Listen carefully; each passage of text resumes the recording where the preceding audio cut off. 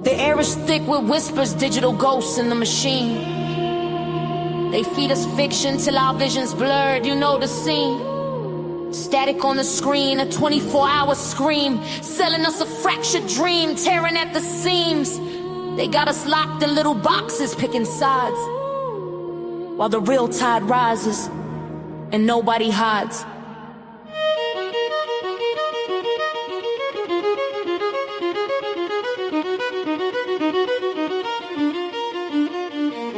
Yo, podiums are burning, bridges turn to ash and dust. They trading rhetoric like bullets, banking on our lack of trust. Got us debating pronouns while the planet starts to rust. Got us obsessed with power, drowning in our own disgust. Politicians playing chess with pawns that look like you and me, selling off the future for a bump in their damn GDP. And what we talking about, the foolishness, the vanity, fighting over AI songs, the height of our insanity. A fake voice on a fake beat gets more rage and more ink than a real bomb dropping on a city while we blink. They engineered the outrage, designed it to divide, so we never look up from our phones to see the coming tide.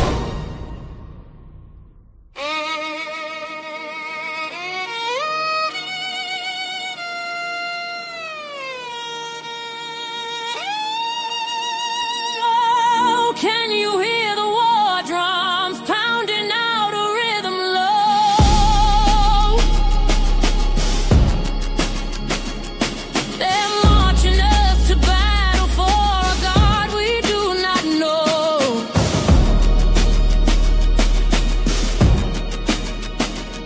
They want us choosing colors, but our blood all runs the same. Just strangers in a mirror, whispering a different name.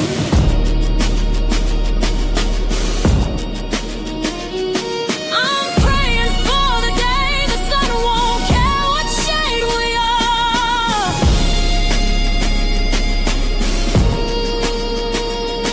That we can see the human heart behind the battle scar. Tear down the flags and see the faces before we run out of safe places. I see the babies born into this atmospheric hate, taught to fear they name before they learn to conjugate. Lines drawn in the sand by hands that never touch the soil, while the working class backbone is bent in endless toil. From Ferguson to Palestine, from Kiev to the Sudan. Listen, it's the same damn story, part of the same damn plan. Keep the people fighting over scraps upon the floor, so they never band together and demand a slice of more. They call it patriotism, tradition, call it pride. I call it ancient venom with a modern place to hide. Skin tone is the uniform they gave us for they war, but the soul inside the flesh is what we should be fighting for. And I'm tired, so tired of singing this eulogy. Oh, can you hear the war drums pounding out a rhythm low? They're marching us to battle for a God we do not know.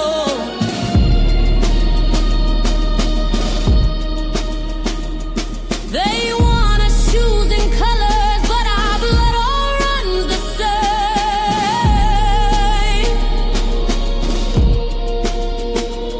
Just strangers in a mirror, whispering a different name.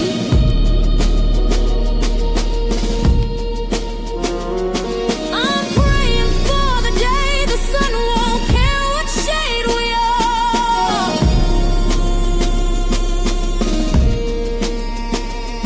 That we can see the human heart behind the battle scar. Tear down the flags and see the faces before we run out of safe places.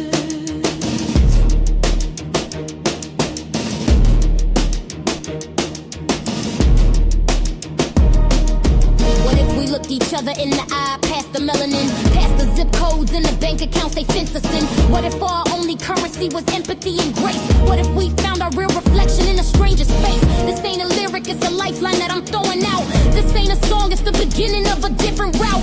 I'm a daughter of a struggle, a mother of a dream, to wash away the blood and poison from this bitter stream. So turn the volume down on all the noise they trying to sell, and listen to that quiet voice inside you know so well. World War III is knocking, they're at the door, but it's not nation against nation anymore. It's ignorance against wisdom, it's love against the fear.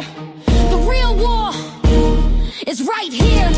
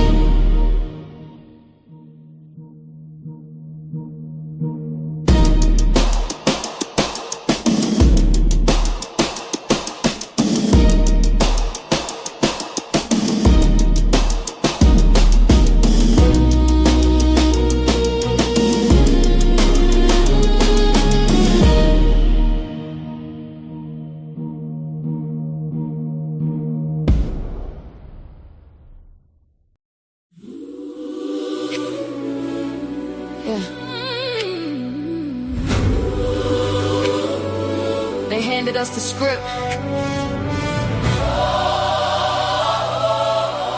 but we don't gotta read it no more. Yeah. Same old story, different page. Same old ink on a different stage. Got my own people on the corner, pushing me closer to the edge with rage.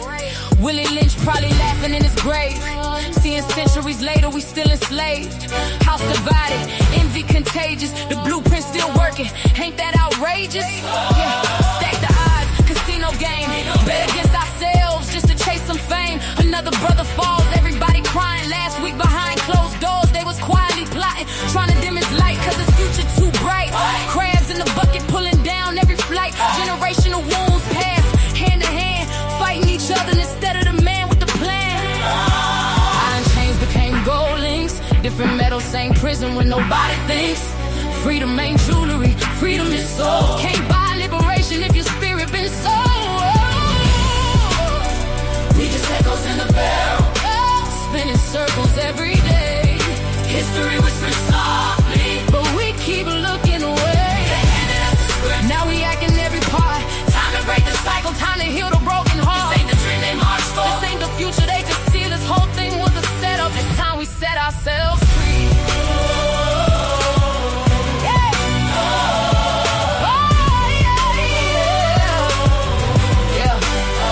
Same concrete soaked with tears, same pain carried through the years, but we tear each other down for applause. Temporary likes while nobody heals. Call you a sellout when you lead a block. Soon as success make the whole world stop, but the real betrayal ain't broke the flight. It's poisoning your people out of envy and spite. You mad cause this watch gleam, mad cause our bag gleam. Meanwhile the architects of the cage still counting money behind the scenes. They love the chaos, love the smoke, love watching family lose all hope. Another headline, another mother cry, another generation acting while they dying. The trap ain't poverty, the trap is division. The chains ain't visible, they're built from our decisions. We carry anger in our chest, years of trauma, years of stress, then pass it to our own bloodline. Instead of putting evil to rest, love became weakness, unity became strange, clout became currency. Everybody chained. We the devils in the bell, ground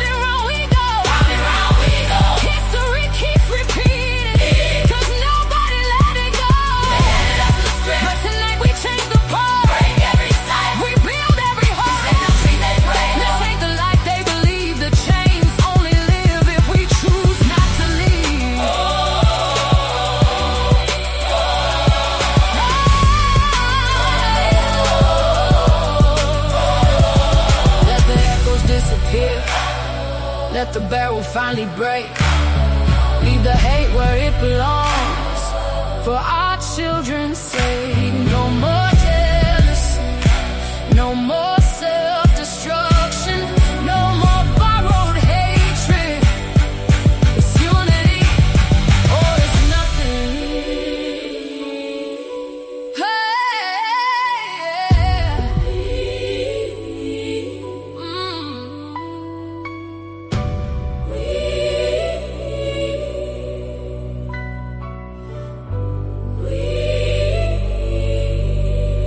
We free. We free.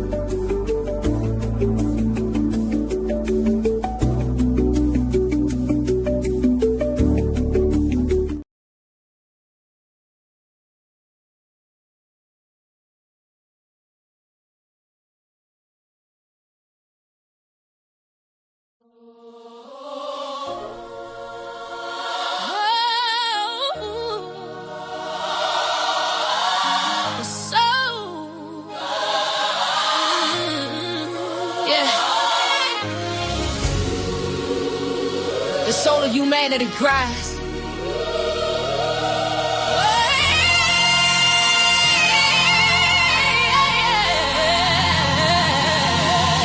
A roof above for shelter from the storm, a gentle hand to keep a spirit warm, a plate of food, a mind that's free to learn, a simple peace, a righteous wage to earn. That's right. These are the needs to bedrock and the base, the sacred ground of the whole human race. But the screen is screaming, selling something cheap, while the real world babies cry themselves to sleep. Can't ignore it. We are human, blood and bone and soul. Say it loud, with a right to be loved, the right to be loved, a right to be made whole. This is our slave, this is our sacred song, in the eyes of the creator. 'Cause where we all belong, we are human, worth more than they can price. We are the hateful whispers and the Lord in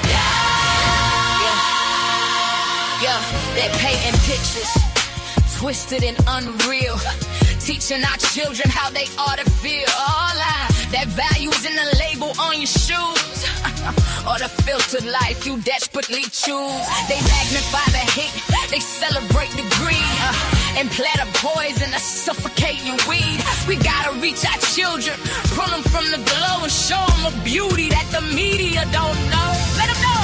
No tech division, the mission of the television, spitting division, a mental prison. Got the youth chasing life's addicted to the feed, ignore the hunger, the fundamental need. They love their idols on the digital stage, putting the future knowledge in a ritual cage. Now they gotta break the cycle, gotta cut the cord.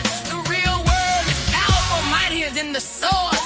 We teach them about their history, teach them about their grace, teach them about the power in every single face. Let's go. We are human, blood and bone and soul. Yeah, everyone with a right to be loved, the right to be lived, a right to be made whole. This is our story, this is our sacred song, in the eyes of the creator. Let me all belong. We are human, worth more than they can price. We are the hateful whispers in the lonely dark. You will build a world where every voice is heard, every single one, from the suburbs to the burning. Love is not a whisper, but a mighty thundering word. A word of action, breaking leather chain. A word of power, washing out the pain. It ain't a feeling, it's a verb. It's what you do for me, for them, for us, for you. 'Cause they just a track, just a call to action for every mother, father, every single fraction of the unity, holding it down on the ground. Time to get loud, make a revolutionary sound. Look your child in the eye, I tell her that they matter. Tell them this spirit is something that don't lie and shine. I tell them knowledge is the weapon, love is the shield, and the truth is the harvest. We gonna grow in this field, yeah. We are human. Oh yes, we are. Teach for children. Near and far. Teach for truth. Reach where you let the rules in the fruit. See the fruit. We are human. A right to live. Right to live. Oh. Teach the truth. Reach where you let the rules. See the fruit. We are human.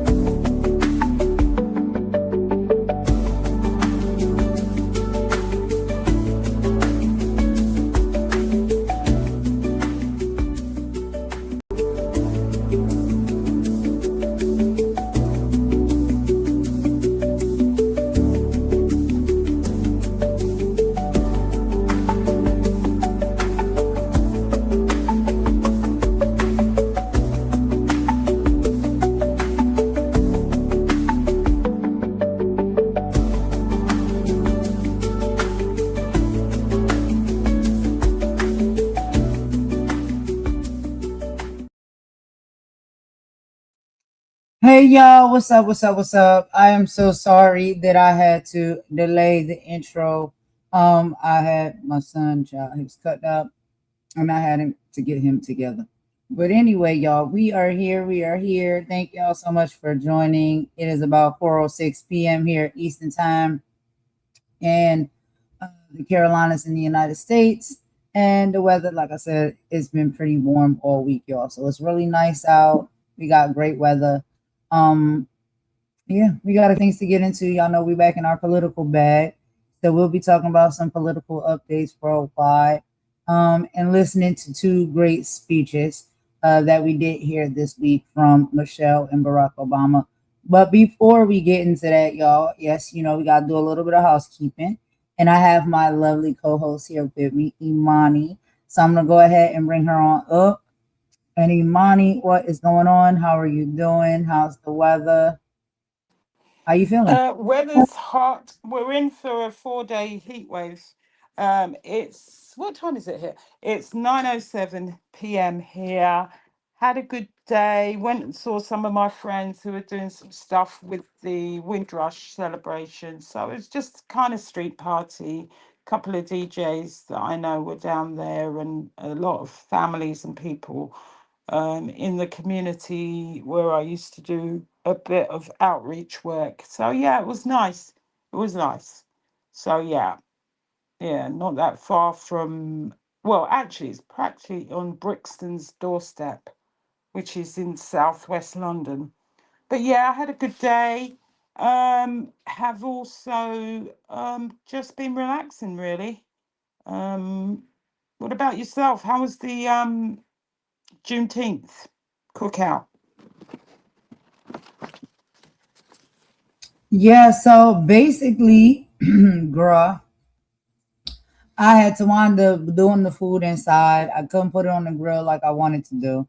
But it's okay, you know what I mean? We got more opportunities to grill out and stuff like that. But I put the food in the oven and we still made like, like typical cookout sides and stuff like that. It's just with like my ribs and stuff like that. I couldn't put them on the grill. I had to put it in the oven. It started to rain a little bit. So like what happens here when it's super super hot, it typically follows up with like rain or a thunderstorm. And so it was really really hot, and then it started raining. And so I couldn't grill out. But it's okay, it's all cool. We still had a good time. We had some good food, chop it up with each other, had some cocktails and stuff like that. So yeah, Juneteenth was all right for us. You know what I mean? We just kicked it a little bit, how we usually do, out in the backyard, old school style. But I know you wanted to do a little bit of the housekeeping today, so I'm gonna let you go ahead and kick off with that, and then I'll chime in, as you go. Yeah, it's really going to be quick today because I've got to go and drop a car back as well. Today's housekeeping is dedicated to my good friend Dusty Zirconia, because you're not a diamond, you're dusty, and you're not precious stone.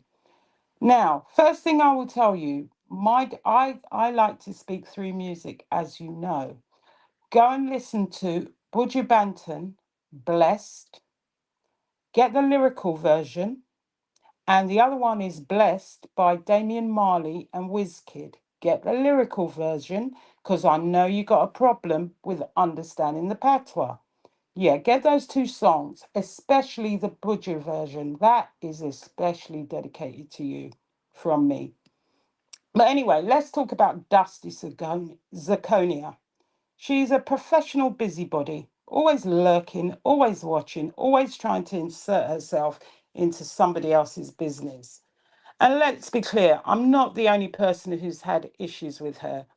Plenty of people on this platform and others have blocked her because they got tired of her constant monitoring, questioning, and interference.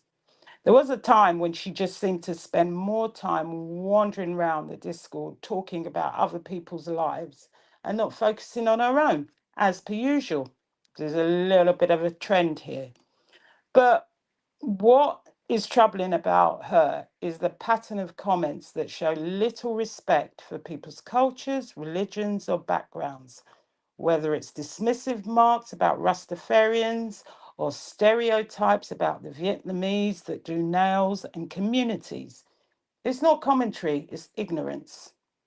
Now, if that's supposed to be, because I believe she said she's taught before, if that's supposed to be an example of mentorship, professionalism, or leadership, then we shouldn't be too surprised when people lose faith in those claiming to educate or guide others.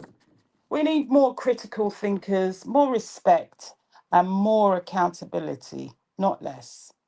But what fascinates me about uh, two channels in particular, they seem incapable of going a week without mentioning us or discussing us or hinting at us or having someone in their chat bring up our names. It's almost as though they need us for inspiration. And, you know, to be honest with you, that's actually quite flattering. So, you know, because without us and other people, there's very little for them to talk about because they need Maggie, Ralph, Jelly, dropping the tea, and us to make content. I dare you to go 1 week without mentioning any of us or versions of our names in your chat prompted by your trolls. Because you see, we've got content without mentioning any one of you. You can't, because without dragging up people's personal business, talking about their lives, their families, talking about their past, you have the square root of F all as content. You are really sad. And we pray for your healing because you need prayer. And what an example you're setting for our future generations, because maybe they might use your lives as teaching materials. Who knows? They might find some use for what you're doing. And that's no disrespect to anybody that has beef content. But you see, other people have other people that they talk about, and they don't talk about it with the same toxic tone as you guys. But here's the thing, I'm not giving that corner of the internet any more of my energy at all.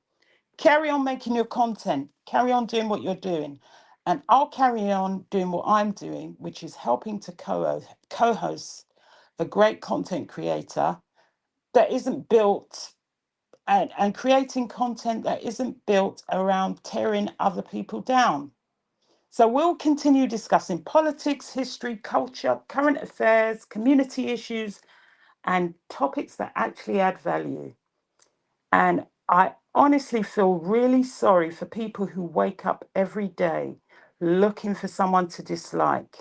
Imagine spending your morning searching for reasons to be angry, offended, or bitter. It must be exhausting for you. Honestly, the rest of us will choose peace, purpose, growth, and positivity. You can keep watching, you can keep monitoring, and we'll keep moving forward. You poor things. Anyway, maybe you could change the show to Timu Jerry Springer. More gossip. Somehow every episode is still going to be about somebody else's business and somebody's life instead of your own. Or maybe the department of other people's business, where the chief investigator spends about a year studying everybody else's chats, channels, recording and monitoring everything they do, and you still haven't found a hobby of your own. Never mind. But apparently I speak really slowly and I enunciate clearly. Back in the good old days, guess what I would have been referred to? I would have been referred to as an uppity Negro. However, some of us know how to code switch and cater for who we are presenting to. Because I present to different groups. So if I go to a prison and talk to young offenders, I code switch. I change my language. If I present to a CEO, I switch it up. It's not my fault. I'm a global traveler and I present to multicultural and diverse audiences. Can't help it. It's a shame. Anyway, let me go ahead and shout out some other channels. On the larger CCs, as I said, I watch Kempai and Mims. You know, if people want to know how to present content and they don't know, you know, they're good channels to go and watch. And some of these other guys are that I'm going to mention that are in the kind of mid tier in this black tea sector. We've got Trevor Green, we've got Maggie, Ralph the Wise, Kimmy Love, Cultivate with Kai, Unwind with Teddy, Dropping the Tea, We the People, Mel's World, Goody, Cups of Conversation, House of Queens, Star, Conscious TV, Polar's Porch. You know, these are some of the people that support us. They won't be everybody's cup of tea. Like I said, it's an eclectic mix. Go where you want to, support who you want to. That's what it's here for. And on the music side, you've got the Atlas family, you've got Goody, and of course, Golden Queen's music. Yeah, that's it for me on housekeeping.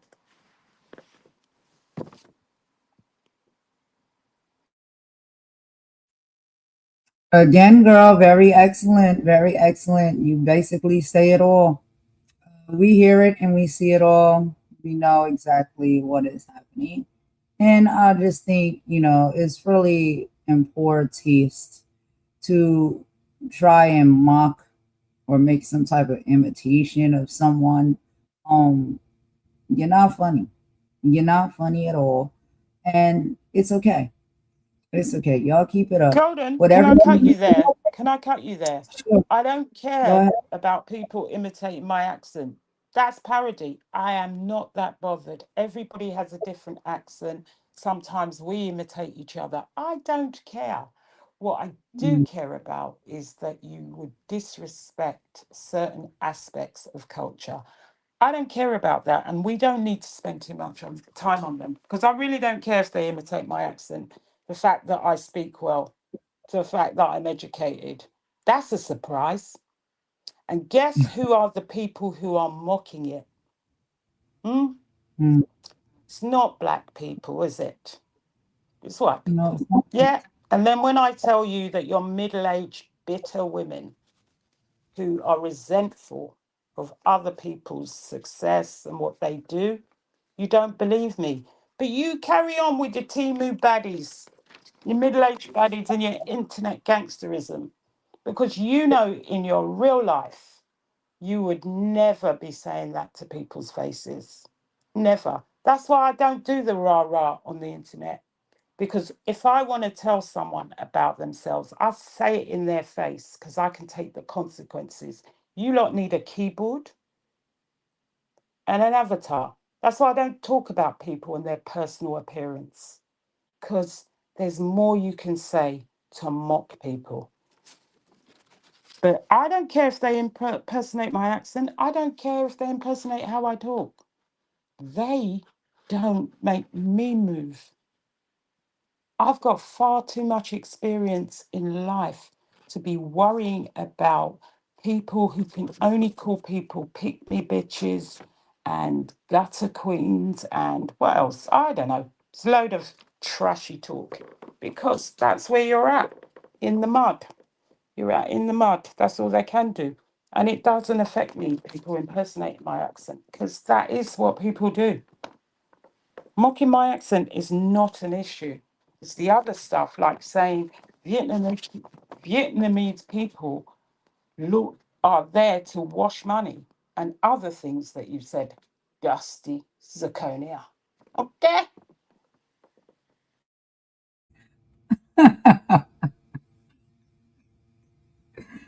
He said Dusty Saconia. Yeah, definitely not a diamond. But anyway, yeah, I feel you. I feel you. I just think like it's really pathetic. That you have to make fun of these things. You have nothing else to talk about, nothing else to say, nothing else to do. And this is a woman who has reached out to just about all of us at some point and tried to have conversations with us and be our friend. And it shows that you're desperate and you're thirsty, man.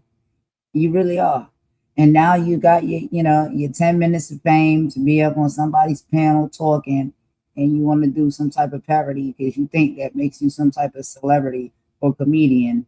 But we're really laughing at you, not with you. It's not funny at all.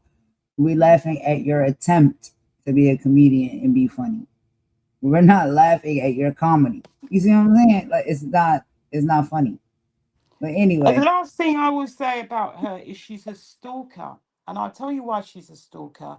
Because my profile picture that I'm using was changed on Friday. Friday, I changed it. It's not shown anywhere. It's not the one that I use in chats, but she knew about it on Saturday. How quickly, how sway, how could you know? Those are the things you need to think about. That's why you need to watch your loose mouth, my friend.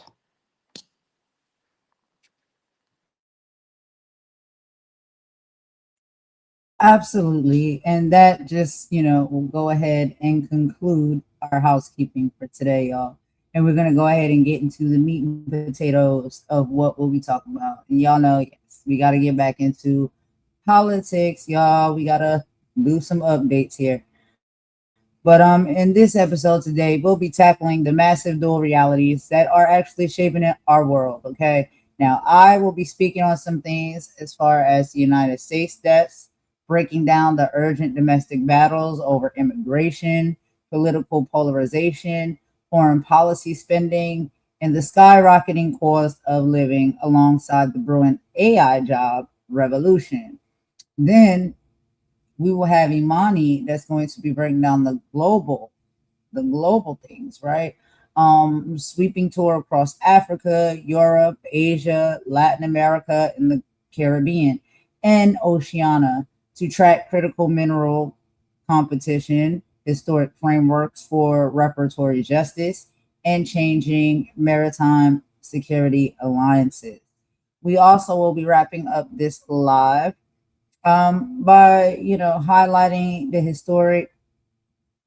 historic speeches from the Obamas and talking a little bit about the Obama Presidential Center that is in Chicago and exploring how recent keynote speeches from them challenge us to reject cynicism and choose hope and actively participate in our communities. And so, y'all, we're going to go ahead and jump into the topics.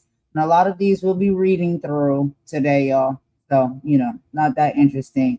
But we will be watching and listening to Michelle Obama and Barack Obama's speech and giving our commentary in between. But let's go ahead and dive into some of the political landscape of what is happening in the United States. So we have immigration and border security, highly volatile issue tracking into the election cycle, mass debates over border infrastructure, asylum policies, deportations, and state governments openly clashing with federal authorities over enforcement jurisdiction. My question is, how do we balance robust border security with historical humanitarian obligations? Now, the political polarization of all of this is the divide is widening. Trust in secure institutions, media, and government is at an all time low. Social media algorithms are accelerating conflict, making citizens feel politics is just about party victory rather than solving actual everyday problems. Can the US actually find common ground on major national issues anymore? Let's talk about the foreign policy. Ongoing financial and military support for Ukraine remains a massive debate. Tensions with China over trade, technology, and Taiwan are intensifying, while Middle East instability continues to heavily strain the American diplomacy. Should America continue acting as the world's leading security power? Let's talk about crime and public safety. Deep public concern over violent crime and neighborhood safety. We also have to talk about I can't say the word, but there is a drug epidemic that continues to devastate communities, while chronic homelessness and gaps in the mental health care system remain deeply intertwined in crisis. Let's move on to the economic landscape and talk about the cost of living. Housing affordability is the top concern. High interest rates and low inventory keep home ownership out of reach for young adults. Food prices remain stubbornly higher than pre pandemic baselines, leaving families feeling financially stretched despite working even harder. We also have to talk about the AI revolution. Generative AI is transforming industries at breakneck speed. Massive worker anxiety over job displacement, balanced against new emerging fields in cybersecurity and automation.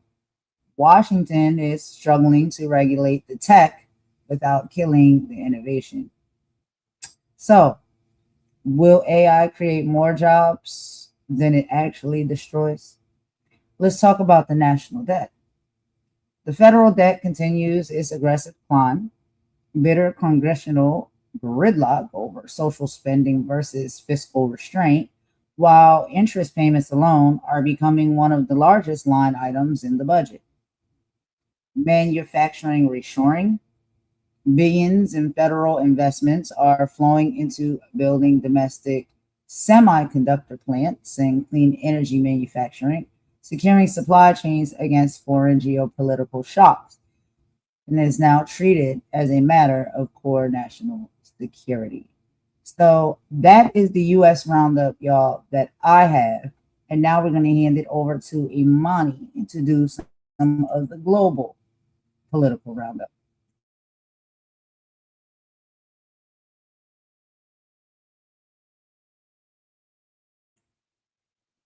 All right, so we just got to get some mic issues fixed right here, y'all. You know how they do, how things go. Sometimes there's some technical difficulties, so bear with us, y'all. We will be right back. Imani will be right back. She's working on her mic right now. But yeah, so basically, this is our political live, y'all. We have some things that's happened too, and the big core of us doing these type of lives and having these conversations is yes, I live in the United States, and there's a lot going on here. There's also a lot going on worldwide as well that we often don't get to hear because it's not always pushed on the mainstream media and news networks. And so we like to come here and talk about it as a group because we know that there's a lot of us that connect on this social media site that are from all over the globe. And so we think that we should do it due diligence by talking about a little bit of what everybody has going on. Okay, girl, you back? What's up? What's up? Yeah, I'm back. Let me just do this. Sorry, I logged myself out accidentally. Right, It's let me okay. just do the. I'll do the global roundup. Is it? Is that what I'm meant to be doing? Yeah. Yeah, the global roundup now. Right. Okay, we're going to do it continent by continent. So we'll start in Africa. Politically, the Sudan remains a critical humanitarian and security crisis, threatening regional stability. The African Union is aggressively demanding stronger representation in global financial institutions. In Ghana, a major conference on reparatory justice concluded with a landmark international framework adopted for slavery reparations and debt release. On the economic side, high fuel, food, and fertilizer costs continue to pressure the domestic economies. In response, nations are prioritizing self reliance, driving massive investments into renewable energy, grids, and local critical materials and infrastructure. What to watch for? Watch the numbers for youth employment, debt restructuring, climate adaptation, and critical minerals competition. In Europe, the Ukraine politically remains the main focus. Ukraine remains at the center of gravity for European security, dominating the recent G7 summit. Domestically, European governments are dealing with intense political polarization, social cohesion challenges, and shifting migration pressures. Sorry, if you can hear panting in the background, it's my dog's just returned. Sit down, Missy. Right. What to watch? Sorry. Economically, Europe. Growth remains sluggish compared to the US and Asia, worsened by high industrial energy costs. To pivot, the EU is pouring money into massive digital infrastructure upgrades and implementing the world's first AI regulations to set global compliance standards. What to watch for? NATO spending, AI regulation, energy independence, and economic competitiveness versus China and the US. Then we move to Asia. Politically, geopolitical tensions remain incredibly high around Taiwan and the South China Sea. The Quad Alliance, the US, Japan, India, and Australia, is rapidly hardening its economic and maritime defenses around regional ports and technology supply chains. Economically, India leads the pack as one of the world's strongest, most dynamic growth stories. Meanwhile, China is pivoting away from real estate to pour resources into advanced domestic manufacturing, tech development, and semiconductor supply chains. What you should watch for are the Taiwan relations, the China US competition, AI and technology investment, and supply chain security. Then we move from Asia to Latin America and the Caribbean. Politically, domestic institutions are under pressure as governments combat sophisticated transnational organized crime networks. In the Caribbean, island nations are showing powerful diplomatic leadership, fighting for global climate resiliency funding and partnering with African nations on reparatory justice.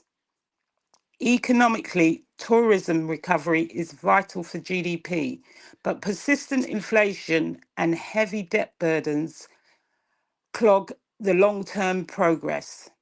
Investments in infrastructure and green energy remain top priorities. What to watch for is the climate resilience, the crime reduction efforts, the economic diversification, and the regional trade partnerships.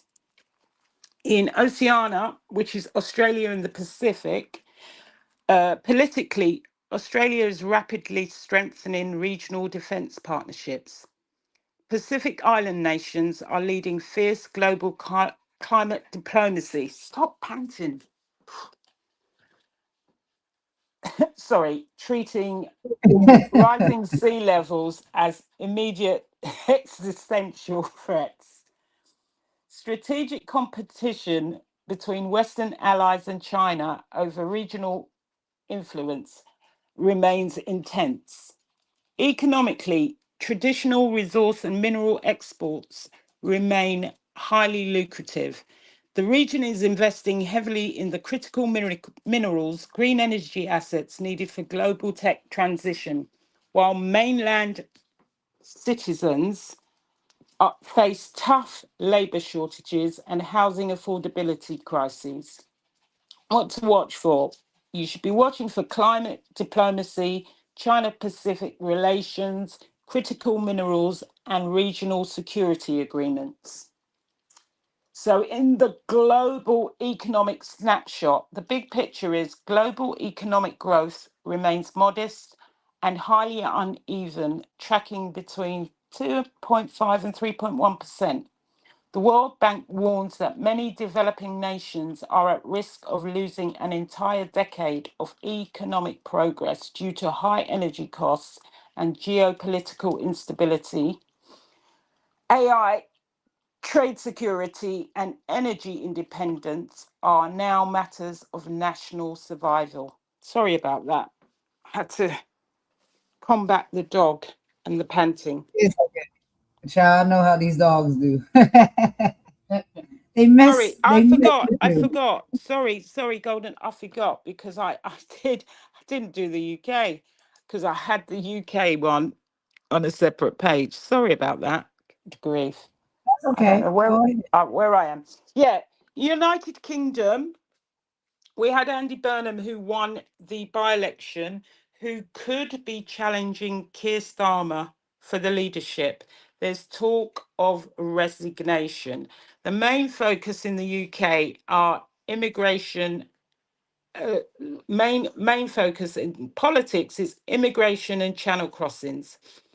Migration remains one of the UK's most debated political issues. Small boat crossings continue to dominate the headlines, and pressure remains on the government to reduce illegal crossings. Communities remain divided between humanitarian concerns and border security concerns. Sounds like the same issue as people are having in the States. Then it says, is the current system working for either migrants or local communities? Um, The next thing we have is the National Health Service crisis. The NHS waiting lists remain a major public concern. There are staff shortages continue continuing across healthcare services. Mental health services remain under pressure, and many voters see the NHS performance as a key measure of government success. Then we have a housing crisis. House prices remain unaffordable for many younger people. Rental costs continue to rise, and the lack of social housing remains a challenge. Home ownership is increasingly difficult for first time buyers. And then we move on to crime and community safety. Their concerns remain around knife crime in some urban areas. Shoplifting and antisocial behaviour have become key public concerns, and police resources continue to be debated. So, in the economy, ooh, doggy, the, the cost of living, energy bills remain a concern, food inflation, and many households continue to struggle with affordability. Wage growth has not always matched rising living costs. Are people feeling better off than they were 3 years ago? That's the main question. Economic growth remains relatively slow, productivity remains a long-term challenge, and businesses continue to face high operating costs. Unemployment remains relatively low. However, many people are working multiple jobs or insecure contracts. Um, and that's really just a quick roundup of the UK political situation. So whether you're looking at Washington or Westminster, ordinary people are asking many of the same questions. Can I afford a home? Can I pay my bills? Will my children have better opportunities than I did? And can politicians afford to focus less on division and more on solution? Those are the questions that are shaping politics on both sides of the Atlantic and will continue to dominate the conversation for years to come. That's it for me. Sorry about that. It was a bit long. Well, you had a lot to cover, girl, and you did just excellent. So don't not worry. And child, we know these little dog babies will be getting all over us when we're trying to talk about something. But yes, so that is just a quick rundown of what is not just happening in the United States, but globally. And we touched on a lot of areas, not all areas, but most of the ones that we could capture at this time. And the relevance of speaking about these things is for us to remember that we all are human and we all are going through something wherever we are at. And so, I just think that's really important for us to remember as we navigate and move forward and engage with one another, that you just never know what somebody's dealing with in their country, in their area. But we are going to go ahead and take a quick song break. After the song break, we're going to come back and we have some epic speeches we'll be listening to from Michelle Obama and Barack Obama. And we'll talk a little bit about the Obama's presidential center. So, right after this song, y'all, we'll be right back.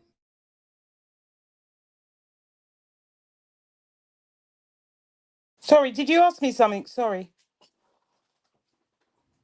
No, we're just taking a song break, and then once we come back from that, we'll get into the Obama stuff. Did you have anything you wanted to add before we move on? No, that's it. That's it for me. Okay. All right. We'll be right back, girl.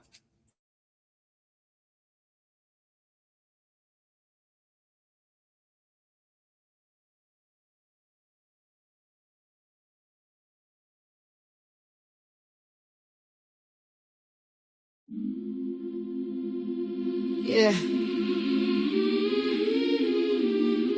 Ain't no more quiet now. Nah. Tell them run that back.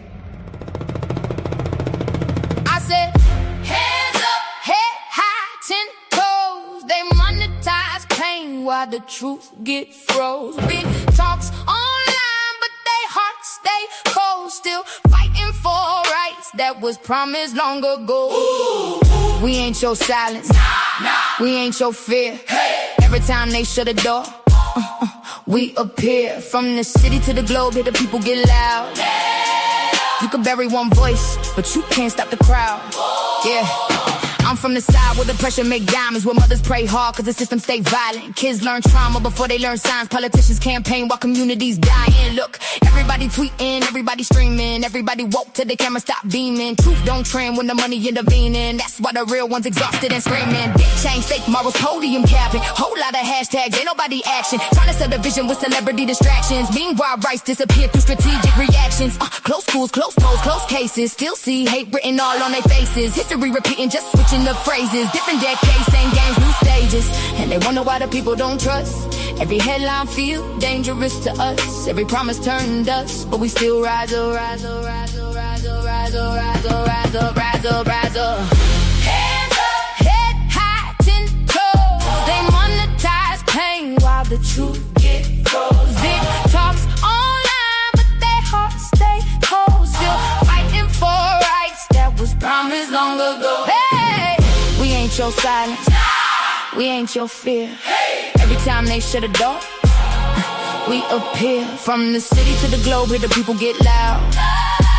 You could bury one voice, but you can't stop the crowd. Yeah.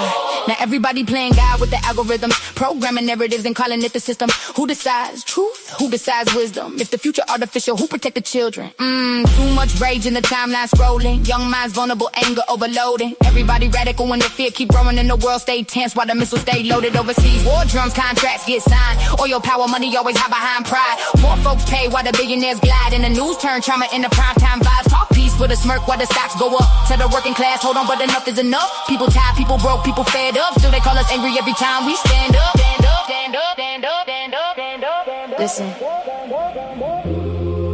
it's bigger than left or right, bigger than red or blue. People just wanna live, people just wanna breathe, people just wanna matter. But every generation gotta drag justice uphill, while somebody profits off the chaos. That's the part they don't say out loud. Hands up, head high, 10 toes. Truth hit harder when the beat line rolls. Can't sell fear to a soul that knows. Power to the people, let the whole world know. We ain't your silence, we ain't your shame. If the people wake up, everything changed. From the city to the globe, hear the whole crowd roar. You can't dim light when the spirit want war.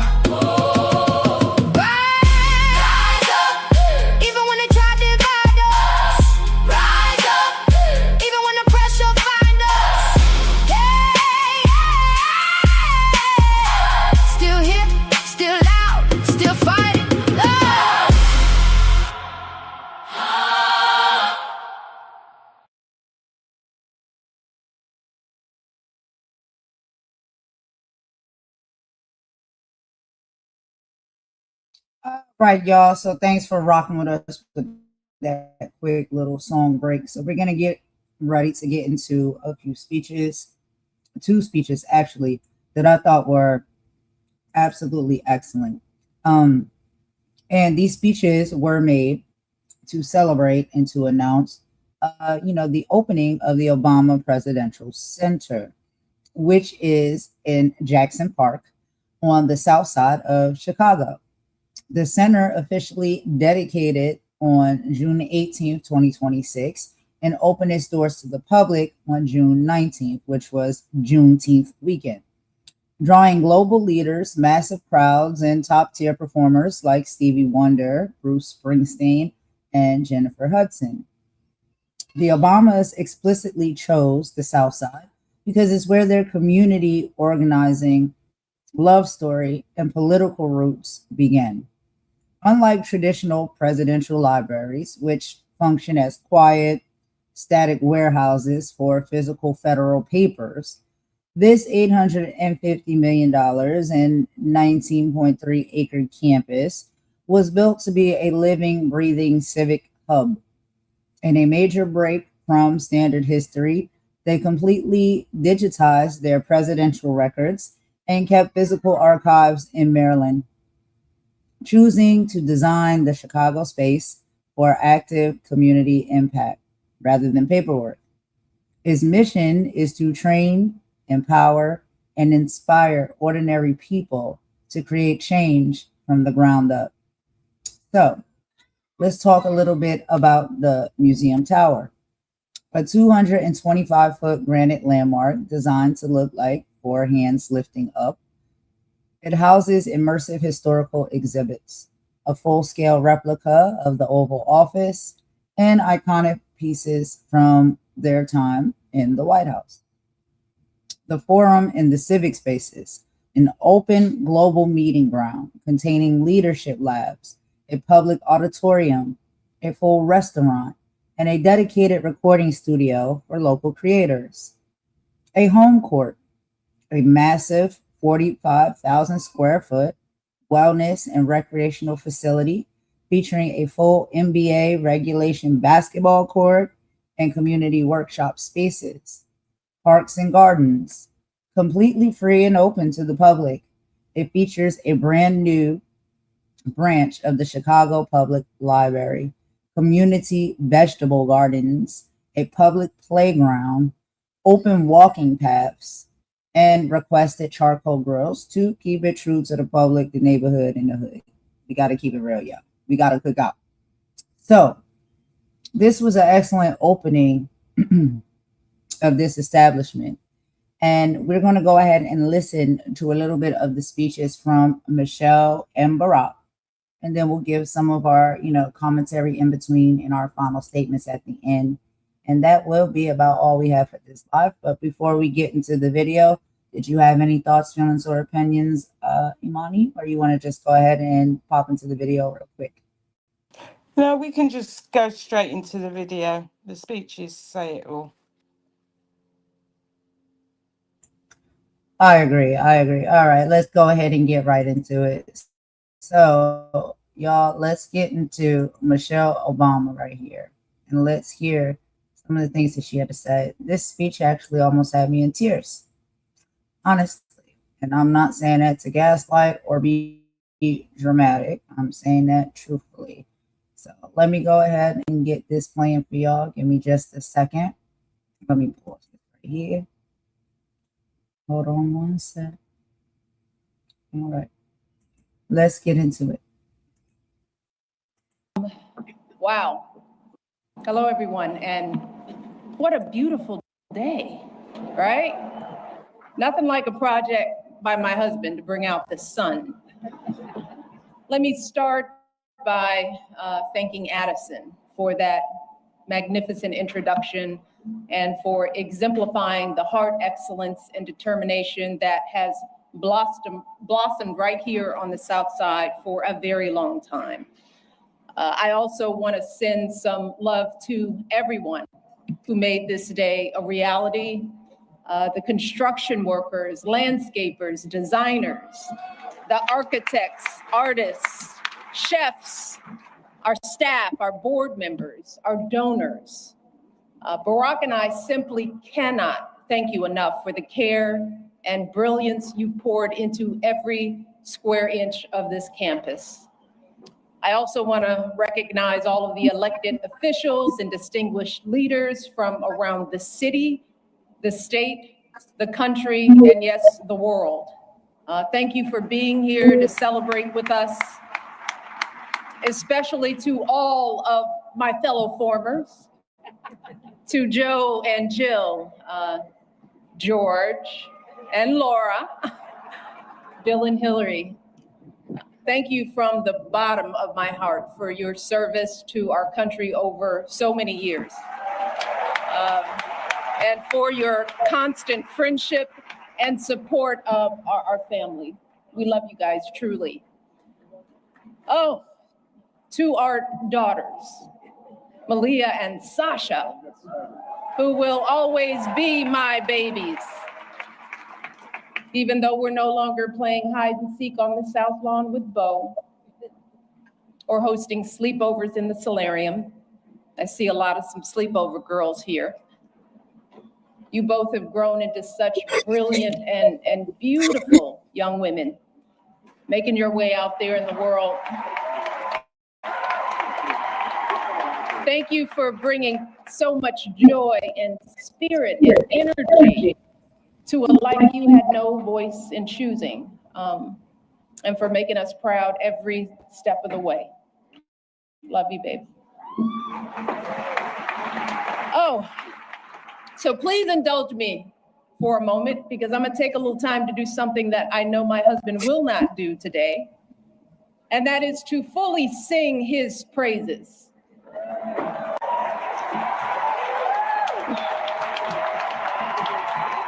Barack, you gotta look at me. You told me all those years ago that you couldn't promise me the world, but you could promise me an interesting life. And of course, you outdid yourself and managed to give me both. I know it hasn't always been easy, but there hasn't been a single second through this experience that standing by your side hasn't left me in awe. 8 years in the crucible, and not once did you melt from the heat. Not once did you let it harden you. Instead, you used it to reveal your truest essence, your stubborn optimism and unflinching courage, your dazzling brilliance and unpretentious decency, your ferocious work ethic, and absolutely unshakable moral fiber.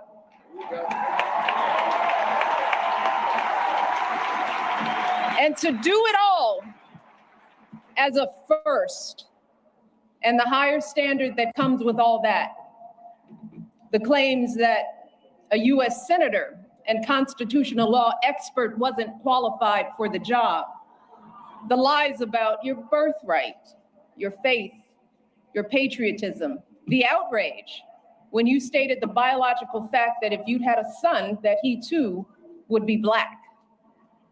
Yet, you were unflappable at every turn, always focused, always calm, always looking at the long view. How absurd it is to even imagine that you might have buckled under the pressure even once, lashed out in frustration, lost your temper. How absurd it is to imagine that you might have done anything but make our family and this entire country proud.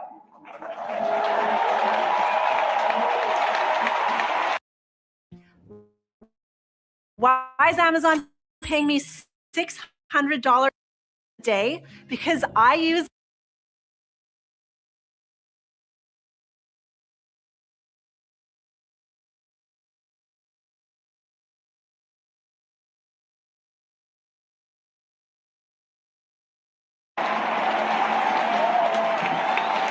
No, you were too busy.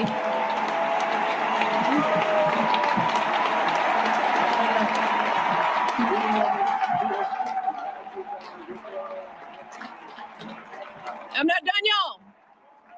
Not done. So much to say. You were doing the people's work, rescuing our economy, expanding healthcare, ending a war, ordering the bin Laden raid, saving an auto industry, winning a peace prize.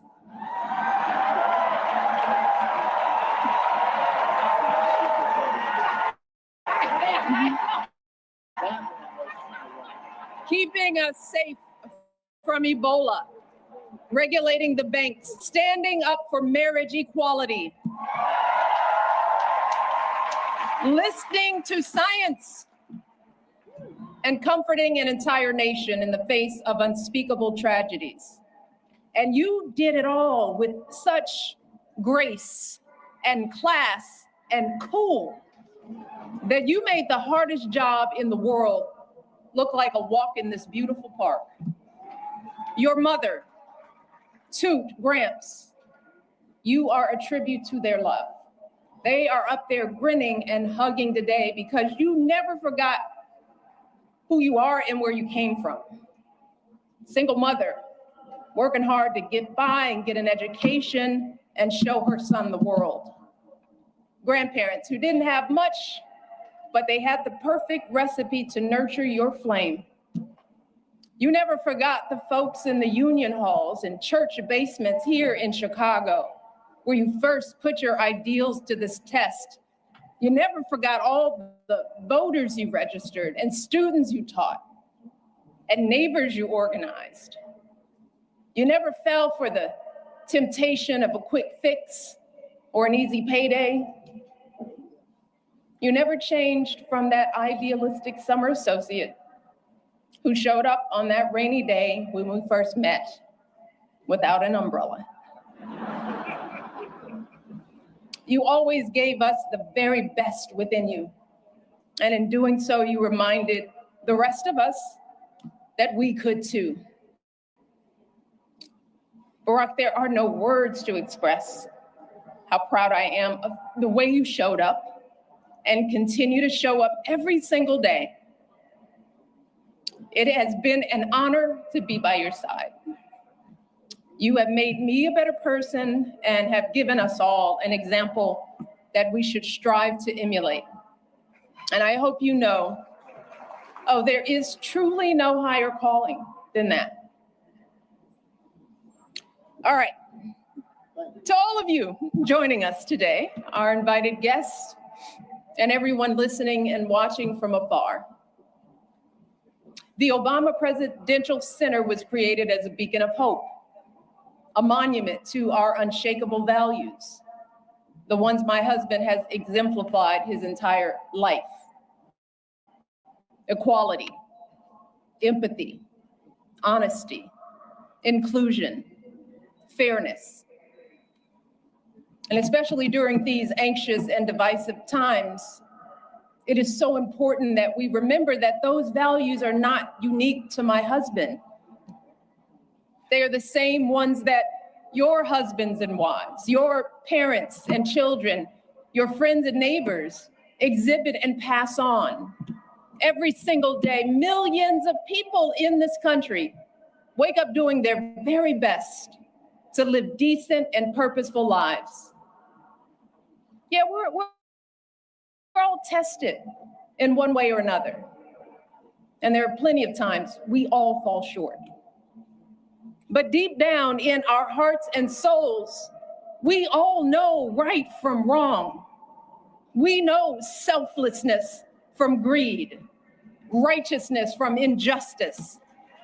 We understand that we all rise and fall together, that every last one of us is an invaluable contributor to the greatness of America. And I'm talking about the workers living paycheck to paycheck, hoping to give their kids a better future. The teachers using their own money to take their students on field trips. the business owners struggling to meet payroll but refusing to close their doors, all those folks sweating over stoves to provide meals for their communities, folks shivering in the freezing cold to deliver our packages, picking up trash to keep our parks clean, volunteers dedicating their weekends to coaching t-ball or directing the church choir or mentoring a child. That's where the truth of this country lies. Not in grabbing as much as we can get for ourselves or knocking folks down to prop ourselves up, but in the overwhelming goodness, the relentless striving, the quiet dignity that is inside all of us. Our greatest hope is that this center can reflect back just a fraction of that light, that it can capture the beauty of who we all are, no matter what we look like, or where we come from, or how much money we earn, or how we pray, or vote, or speak, or love. It's why during our administration, we threw open the White House doors to all sorts of folks who don't usually get to meet the president or first lady, the families pinching pennies to send their first child to college, the teenagers who know that a hot afternoon means the bullets start flying, the military spouses and children serving and sacrificing just like their loved ones in uniform, the Native kids showing us that resilience and pride can never be stolen, the 4-Hers and FFA members with calluses on their hands from feeding livestock, the immigrants proving what it truly means to be a dreamer. These folks aren't Americans too. They are America. They are the beating heart of this country. They are us and we are them. And to ignore this simple truth, to refuse to respect the contributions and experiences of people who aren't exactly like us, y'all, puts us all at risk. Failing to see the humanity in all people puts us all on a slippery slope. And once that slide starts, there's no telling where it stops. A dangerous precedent that flies in the very face of our faith and of the founding promise of this democracy, that all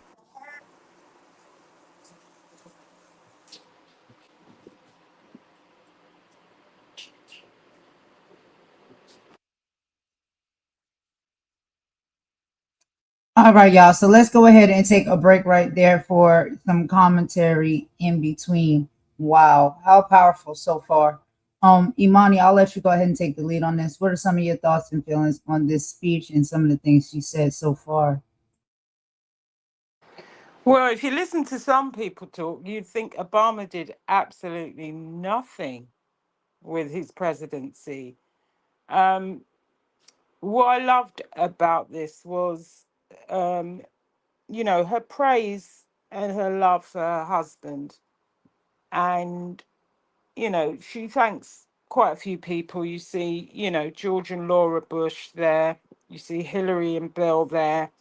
And the personal tribute to Obama was what brought tears to my eyes, actually, when I heard it.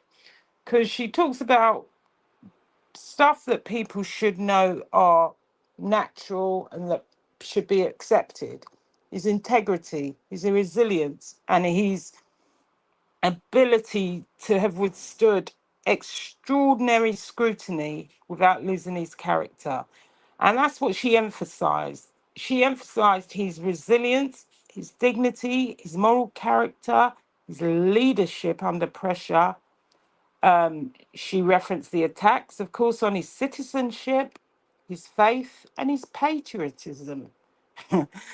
And also, there were the unique pressures that they had because he was America's first black president. And I loved that opening tribute because it really was, you know, people will people will say that he did nothing throughout his presidency, and then listen to the list of accomplishments. There was the financial crisis in 2008. That was when Lehman Brothers and a few of the banks went underwater. He expanded healthcare. He captured bin Laden. He fought for marriage equality. And he also remembered his roots. He's still, they were still attached, very much attached to Chicago. And it was about public service, not personal service, not personal gain. And it was really a values-driven leadership. His accomplishments, while emphasizing the fact that he was so scrutinized, so talked about, so doubted, people talked about his citizenship, and he still managed to be a person that maintained his moral fiber. Then I'll let you talk about, obviously there were other stuff, but I don't want to talk about the stuff, but it was very important stuff about America being about the melting pot of migrants and natives. And that's what makes America great. And that's what people have to remember. It's the combination of people from all places around the world that come from different circumstances. But I'll let you continue to talk about that, because there was a really important stuff about remembering and celebrating ordinary Americans who do ordinary everyday things.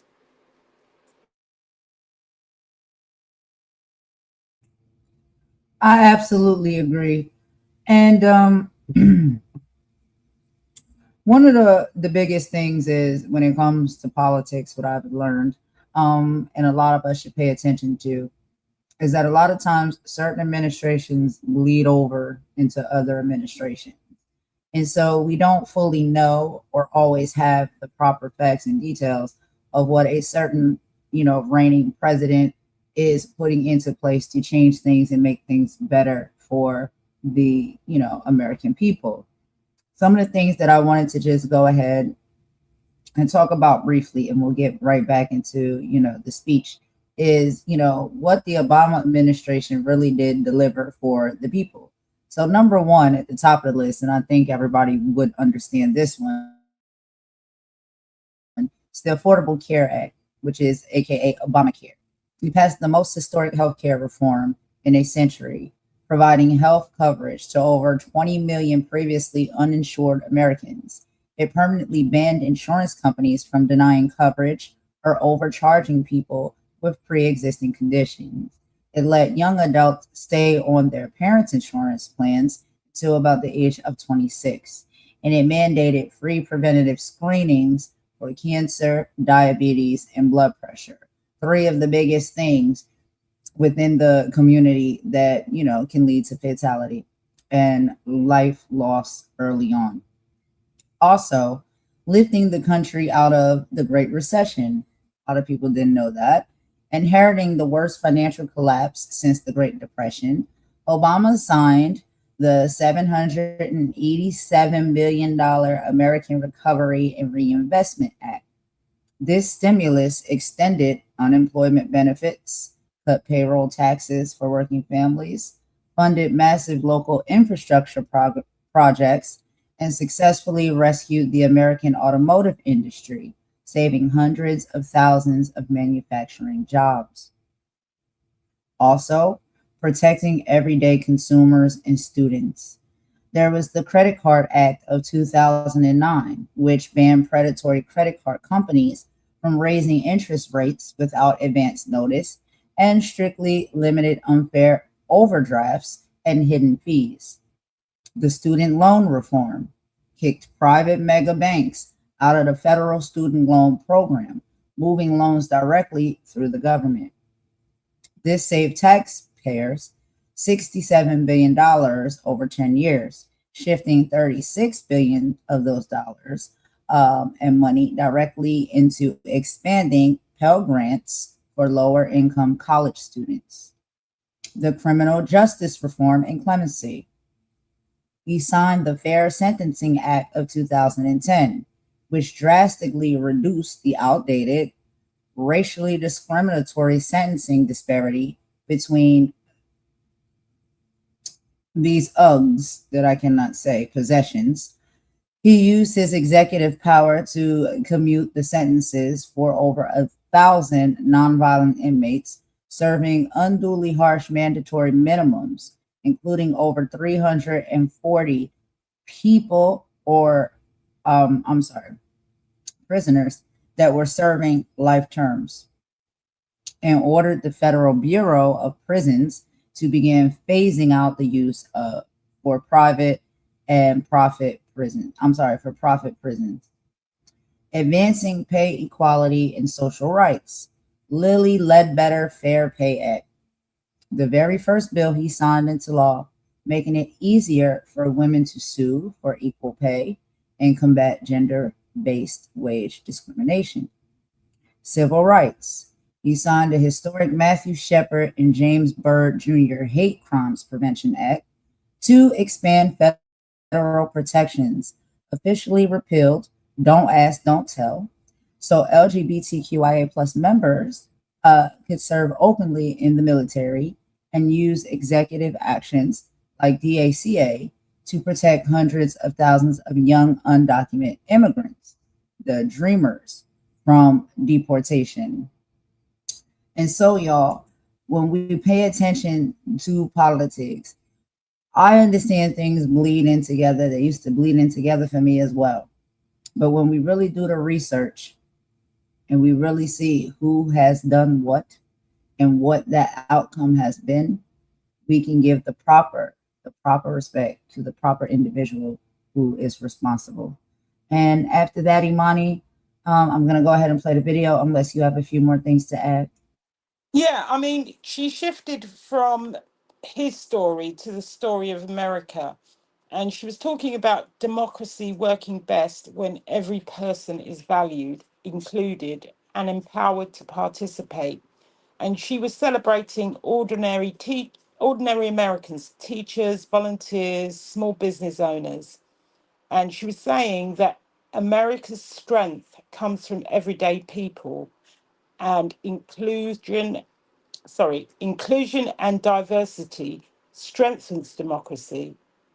And immigrants are a big part of the American story.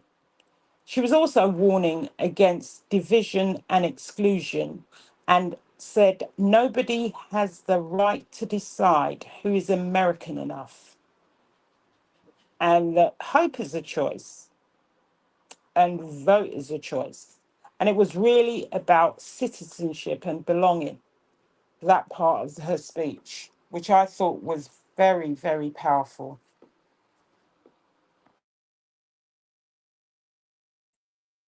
Absolutely, because that's what it's about. Well, let's go ahead and tap into a little bit more of the speech because she has some more great things that she's going to say. And this was just such a powerful speech and so true, so true.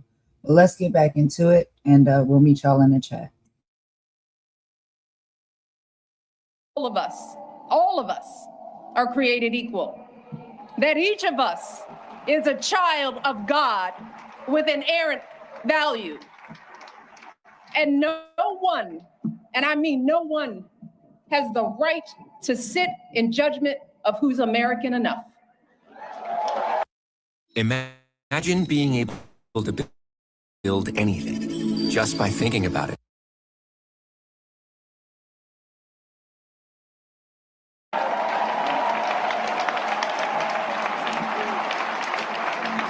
And that's why, folks, we simply don't have the luxury or time to be cynical or complacent, to wring our hands in despair, to wait for someone else to fix the problem. Y'all, hope is all we have, because hope is the essential spark that lights the fire of change. But hope is a choice. Whether or not we use our voices to speak up is a choice.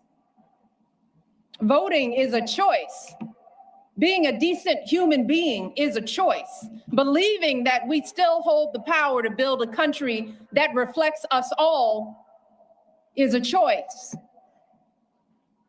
The Obama Presidential Center is a living testament to the power of choice, y'all.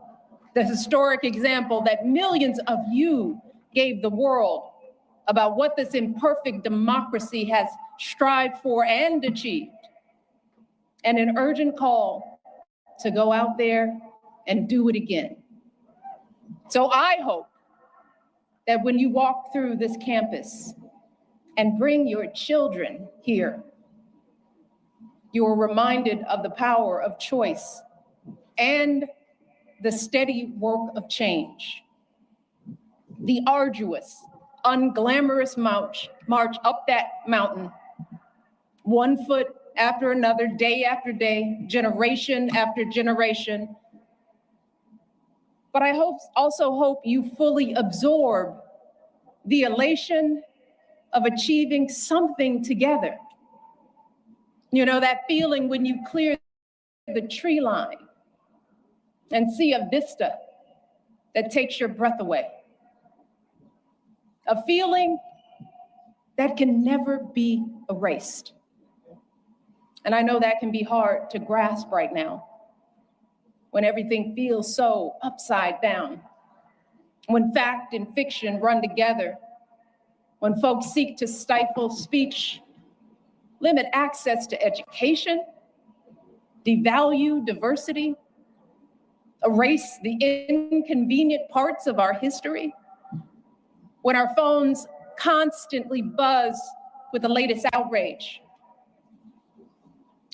So I hope that this place can offer a respite from all that, at least for a little while. I hope it can reignite the optimism and empathy and ambition that has always powered this country's greatest change. So we want you to come here and put away your phones and talk and laugh and cry, because you won't cry, and make new friends. Get your hands dirty in my garden. Push your baby on a swing in the playground. Have a romantic picnic on the great lawn. Because that's the work of democracy too.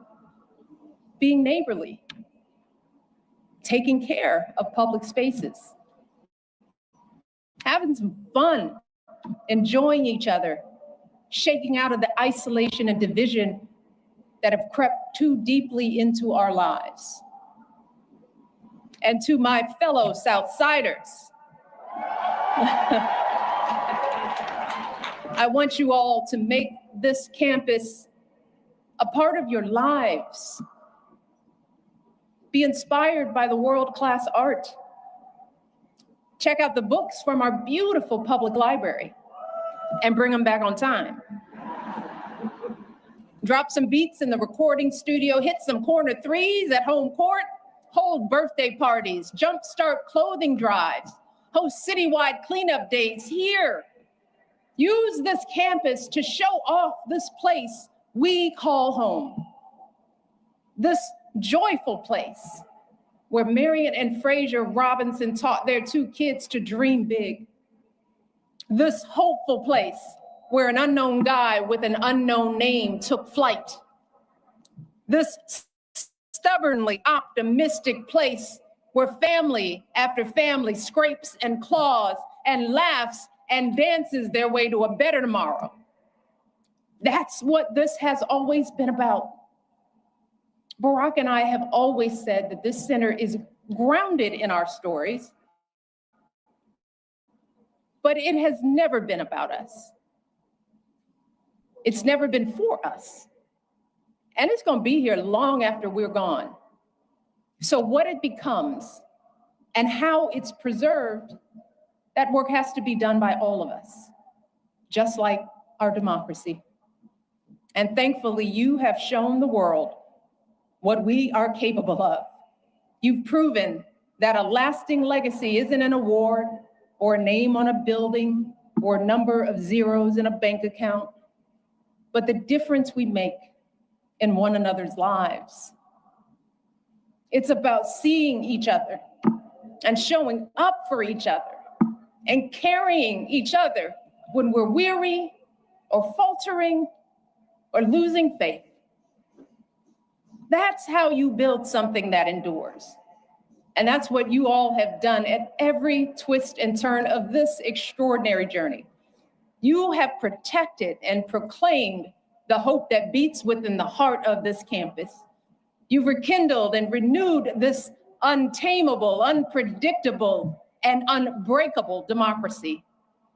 And I know that you all are going to astonish us even more in the months and years ahead, because you all have proven beyond a shadow of a doubt that when we truly see each other, when we strive to bring out the best in ourselves and one another, oh, there is no limit to how high we can go.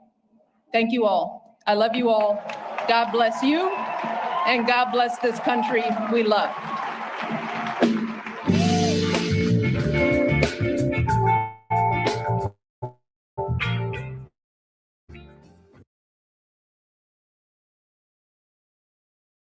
If you're a woman All right, y'all. So that is the end of Michelle Obama's speech. And Imani, I'll let you take the lead on this, girl, because we talked a little bit about this behind the scenes and whatnot. But excellent speech, amazing speech. And like I said, it brought me to tears when I first listened to it. She's so well spoken, and everything that she said for me, it was just like very true and hit home. And it's something that we really need to keep in mind. Most of the things that she said was about the people. And that's what is very important. We need to remember about the people. What do you think? Yeah, the three key words she said there was hope, change, and choice. She talked about the centre being there to bring hope to people, and we can choose to hope for better. She said voting is a choice. She said the centre is a symbol of hope. She had concerns about the misinformation and division that's been encouraged, the attacks on education, history, diversity. What are they not attacking these days? And she was encouraging community engagement, the importance of it being a public space for everybody to come and enjoy and for people to help one another. And one of the big things she said is that your legacy is not measured by your wealth, or the wealth being the zeros in your bank account. It's measured by the impact that you have on people. And the whole speech, it's a great speech. It's a place where people can come to reconnect with one another, engage in civic life, and continue the work of strengthening democracy through community and hope. And, we have choices. You can choose to vote or not to vote. But if you choose not to vote, then you cannot expect change if you're not engaged. She made a speech that wasn't just about a building. It was about values, legacy, and what kind of country people want America to be. She did what Barack Obama would never have done. He would never have sung his own praises and talked about what he achieved and what he did and how much he did and the difficulties that he faced and the struggles. But it was not just about him. She just did what he wouldn't have done. And she basically was saying the true strength of a nation isn't about a president, a prime minister, or a leader, or celebrities, or billionaires, or the politicians. It's about ordinary people. It's about ordinary people who spend their own money on their students, parents that are struggling, working 2 jobs to help with their education and create a better future for their children. And her message was really clear that America works best when everyone is seen, when everyone is valued, and when everyone is included. And obviously there was a lot she talked about, you know, the immigrants and being a big part of the American story. It was a great speech. She's always a great speaker. And I love her passion, and I wish she was running. But yeah, it was a great speech.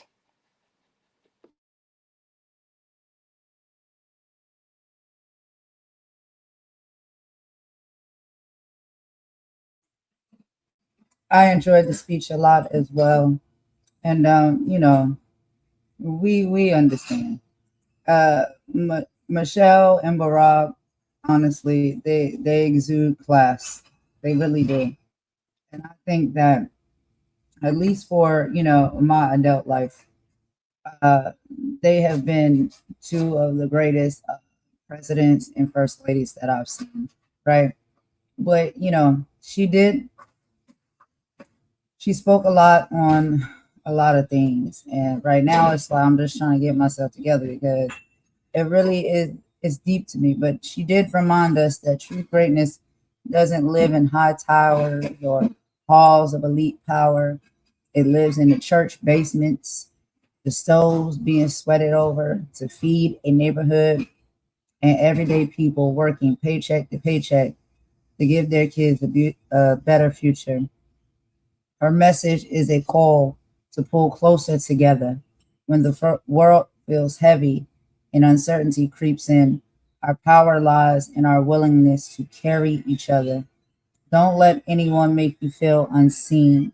Your story is the very fabric of this nation. And that's literally all I have to say for that portion of the speeches. I'm going to take a quick song break. And after we come back from that, we'll listen to Barack and then we'll wrap it up.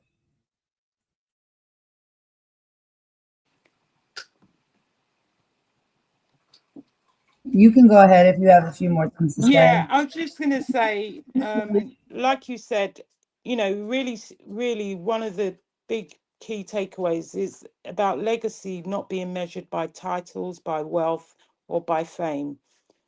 It's measured by the lives you touch, the opportunities you create, and the hope you leave behind for the future generations. And whether or not you agree with every policy of the Obama years or not, Michelle's message was not, it transcends politics. Democracy survives when people care enough to participate. Communities thrive when people look out for one another. And progress happens when hope is turned into action. And that's the message that really resonates far beyond Chicago, far beyond America, and far beyond politics itself.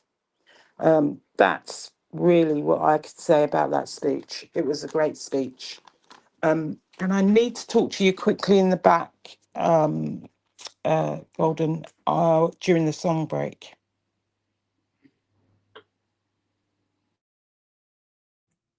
All right, girl, I got you. Let's go ahead and get into this song and we'll be right back.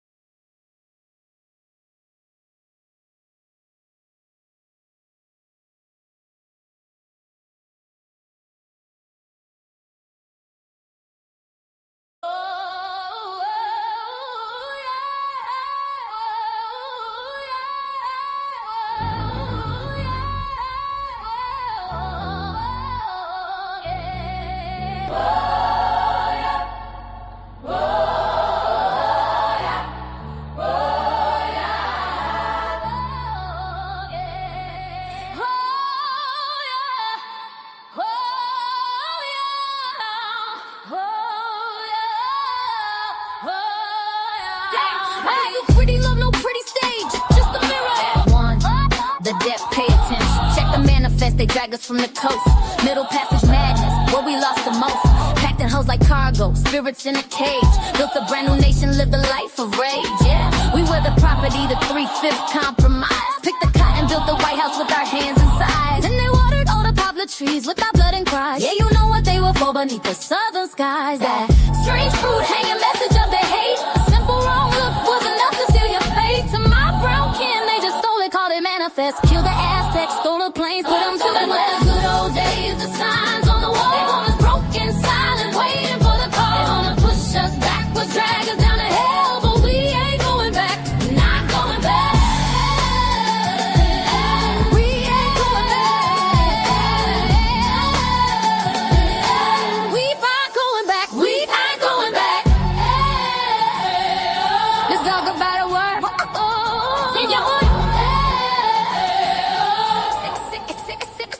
Let's talk about a word. See how it sticks. 6 letters, COLORED to politics. Not a person, just a label, just a shade on a chart. A legal way to tear a whole damn race apart. Colored water fountain, colored waiting room, colored entrance round the back, a social living tomb. Jim Crow was the law, man. Segregation was the tool. Taught a child to hate his own skin before he went to school. And it ain't just here, that's the global view. Apartheid, colonization, yeah, they did it there too. That word was a weapon, a boot on the neck to say you live, you die, you move at our check. They want the good old days, the signs on the wall. They want us broken, silent, waiting for the call. They wanna push us backwards, drag us down to hell, but we ain't going back. We ain't going back. We ain't going back. We ain't going back. We ain't going back. Don't you dare say it's repeating. It never stops. They just got new suits, new slogans, new cops. They ban the books that tell the truth of Act 1. They call a protest riot soon as the marching's done. They tell us get over it, it wasn't us. While they build the same systems of them and us. Gerrymander the district, choke the money from the school. Praise the good old days while they fill the modern jails. This is the warning, this is the last thing. We learned your lessons, now we understand. We are the children of the ones you couldn't break. We are the dream that you could never ever take. We are the fire you tried to douse with ice. We paid the cost, we ain't gon' pay it twice. You want us back in chains, you want us on our knees. We'd rather die right here standing on our feet. This ain't a threat, this is a promise we fulfill. We ain't ever going back. Oh, yeah. It's the spirit you fought to that we ain't going back.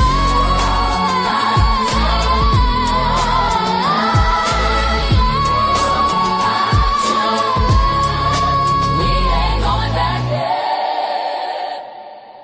We'll fight you tooth and nail.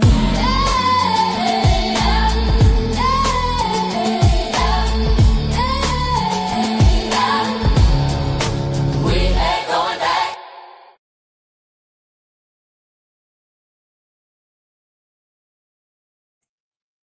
All right, y'all. So thank y'all for rocking with us with that quick song break.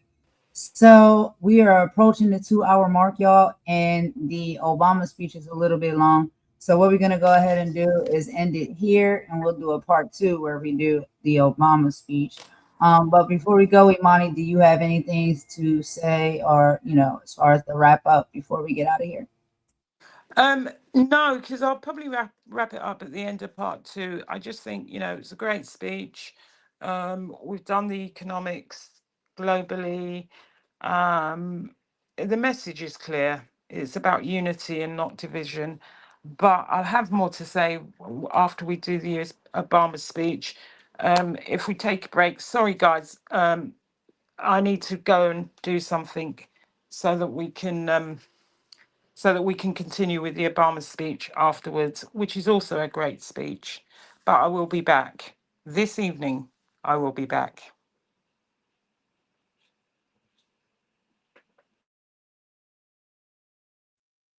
All right, y'all. So that's all we got for this episode. We will be back on the part 2, probably a little bit later. If not later, tomorrow. Y'all know we will be back. But we're gonna go ahead, of course, and end it yet with another song, and we will talk to y'all on the next live. We hope y'all enjoyed what you heard so far. And come and join us again for the part 2. Everybody have a good rest of the evening, morning, afternoon, and night, and whatever respectful time zone you're in. We appreciate all of the support. Everybody who popped into the chat, thank you so much. And even if you was just kicking back and listening in the cut, we appreciate that as well. We can feel your presence. All right, y'all, let's go ahead and wrap this up and get up out of here. We're going to end it with a bop per usual, and we will talk to y'all on the next live. Thank you so much, y'all. Have a good day. Bye.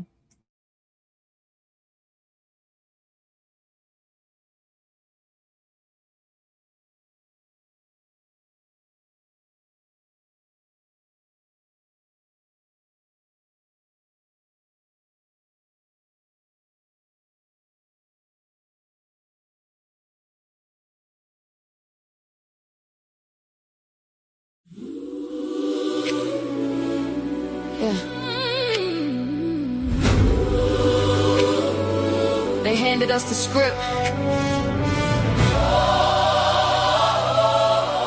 but we don't gotta read it no more. Yeah. Same old story, different page. Same old ink on a different stage.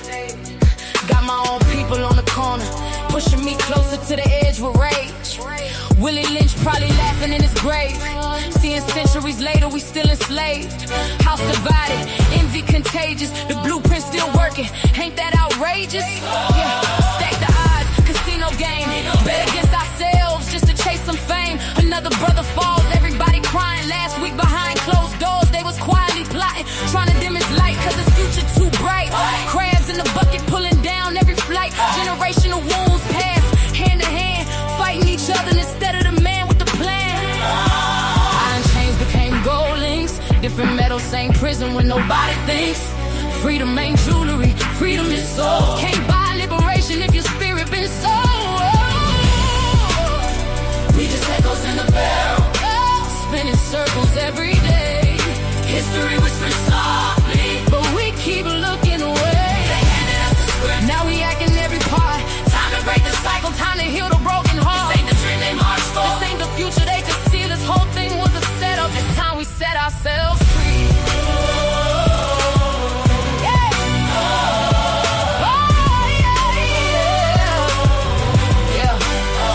Same concrete soaked with tears, same pain carried through the years, but we tear each other down for applause. Temporary likes while nobody heals. Call you a sellout when you lead a block. Soon as success make the whole world stop, but the real betrayal ain't broke the flight. It's poisoning your people out of envy and spite. You mad cause this watch gleam, mad cause our band gleam. Meanwhile the architects of the cage still counting money behind the scenes. They love the chaos, love the smoke, love watching family lose all hope. Another headline, another mother cry, another generation acting while they dying. The trap ain't poverty, the trap is division. The chains ain't visible, they're built from our decisions. We carry anger in our chests, years of trauma, years of stress, then pass it to our own bloodline. Instead of putting evil to rest, love became weakness, unity became strange, clout became currency. Everybody chained.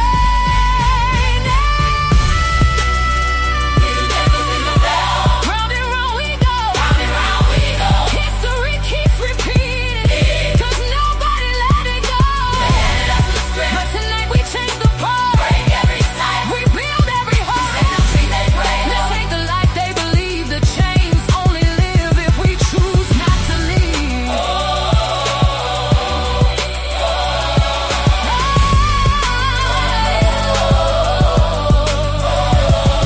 Let the echoes disappear, let the barrel finally break.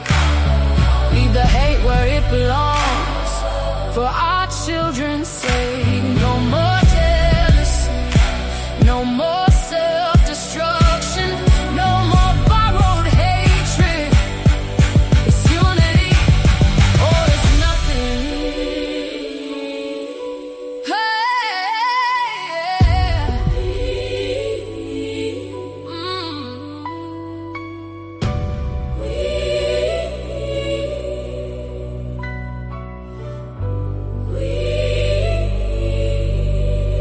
we free, we free.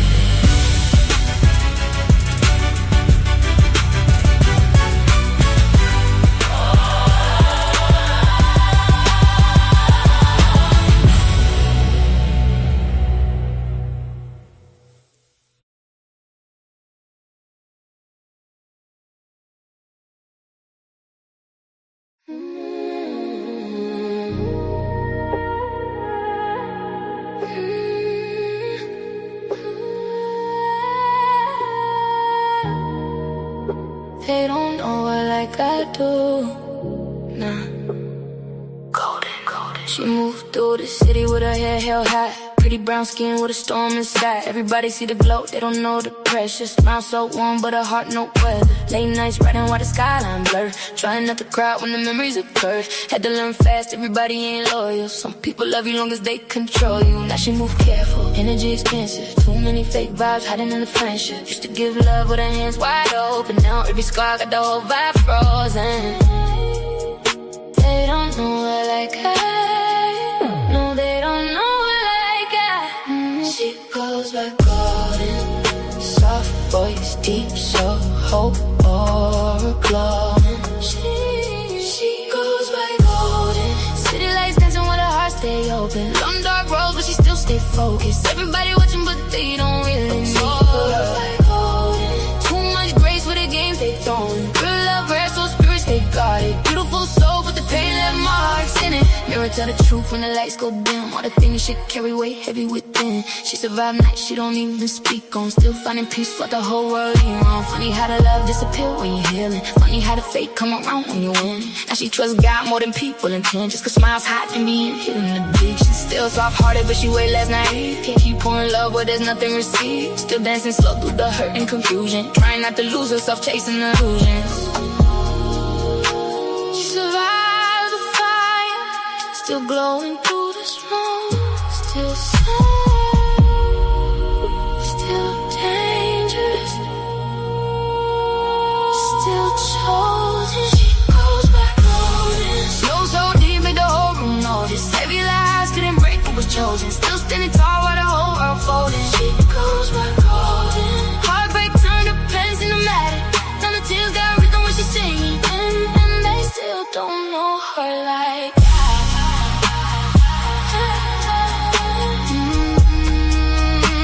they still don't know her like that.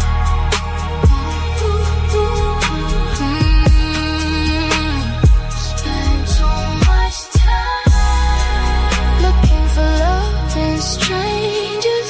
Spend too much time. Spend too much time letting outside voices shake the mirror.